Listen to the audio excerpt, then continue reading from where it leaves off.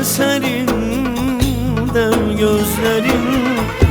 Mevlam aklını koruyor. Meyleri dizim masaya, bağlanmaz gece sabaha. Gitmez serinden gözleri, Mevlam aklımı koruyor.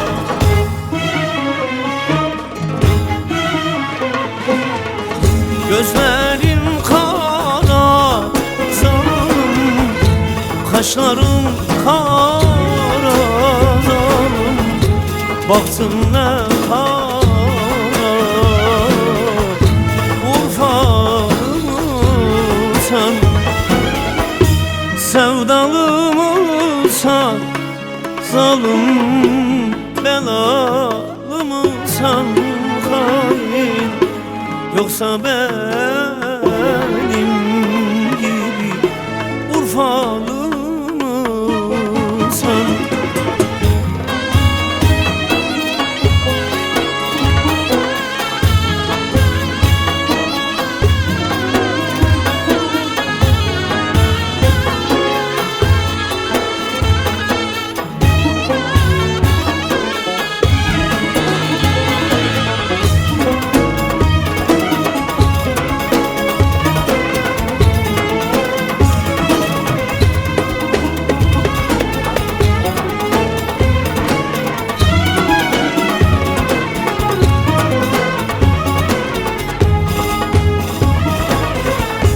Fırat gibi gözyaşlarım görünce seni.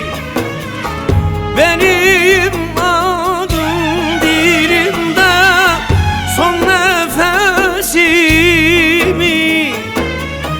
Canım sen diye, sen diye yanarım Urfa elinde. Ölsem aşkın derdiyle, gömsünler gamzeleriyle. Canım sen diye, sen diye yanarım Urfa elinde. Ölsem aşkın derdiyle, gömsünler gamzeleriyle.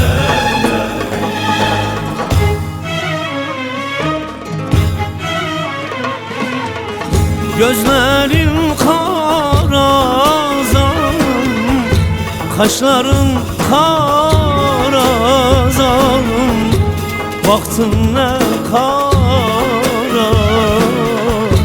Urfalı mısan, sevdalı mısan, zalim zalim belalı mısan hain, yoksa benim gibi Ula Urfalı mısan zalim?